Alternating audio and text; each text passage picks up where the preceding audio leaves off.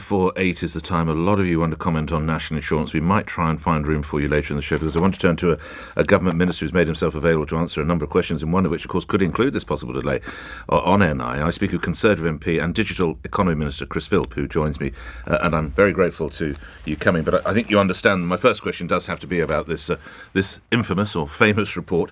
Chris Philp, where is the report now? Good morning.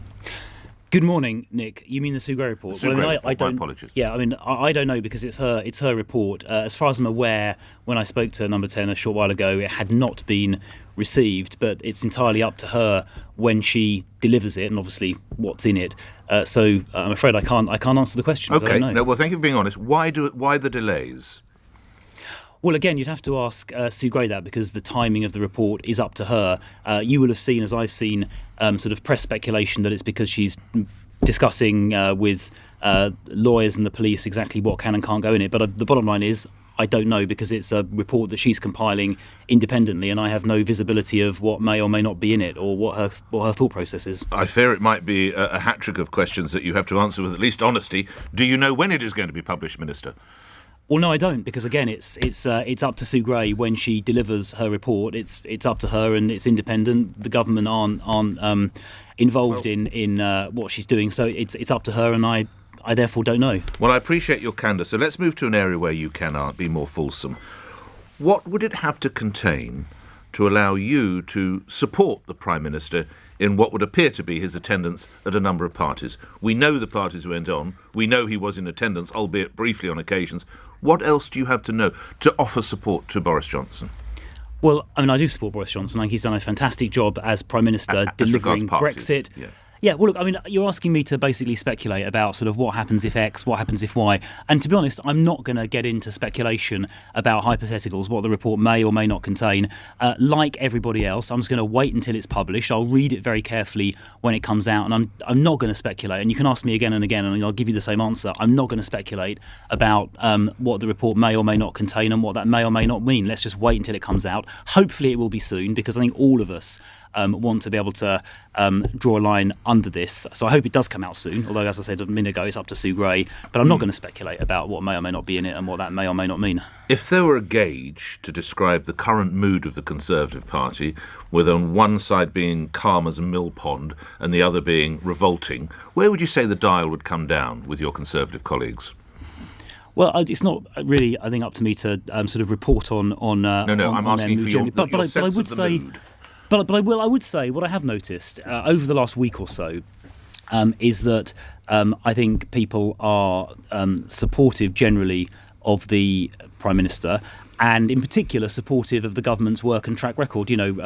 400,000 more payroll jobs than before the pandemic. The IMF saying that our growth, the UK's growth, is going to be the highest of any G7 country. The booster programme is leading Europe. I think all of those kind of things are things that give not just MPs but also the public confidence that the government is getting on with the job and actually delivering real results.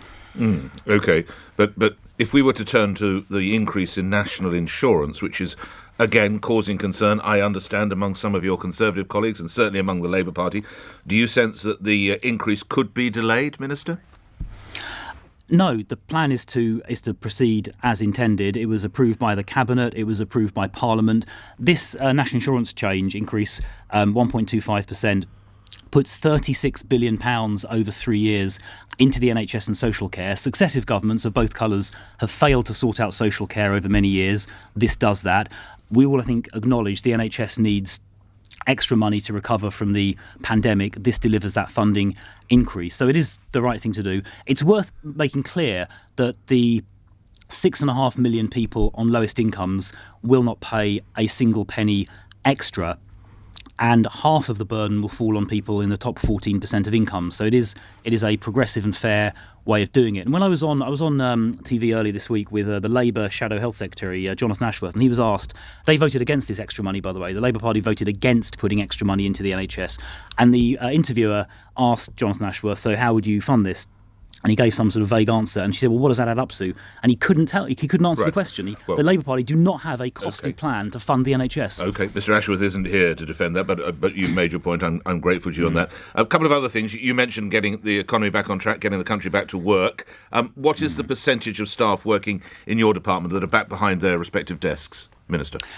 Well, good question. The answer, I don't know what the percentage is. I've certainly said as a minister that now that the guidance has changed a few days ago, I've said that I've been in every day, as you can imagine, throughout the whole period. I've said that I want to do meetings with officials face-to-face because now the guidance has changed. I think it's more effective to do so. I had meetings yesterday with our excellent civil servants face-to-face, and I look forward to continuing to do so next week. Yes, it almost sounds like the Prime Minister before PMQs there. But what are we looking at roughly now? 50% of your colleagues are in, would you say? 60%? Honestly, Nick, I don't know. I haven't got that figure. OK.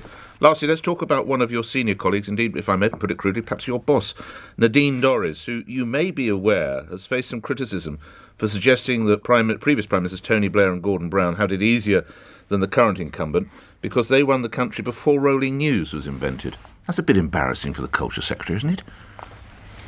Well, I think the point she's making reasonably is that the media culture we have now is very different to even 5 years ago, certainly 10 years ago.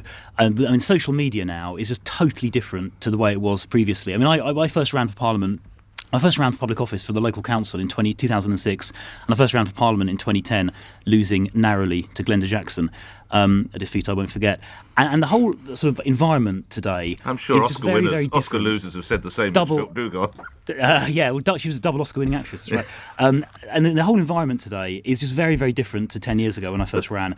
And you know, the sort of intensity of the polarisation, the vitriol that circulates, particularly on social media, it's a totally different environment. So I think she was making a fair point in pointing to that. Her tweet actually says V, as in very, very different times, pre-rolling 24-hour news.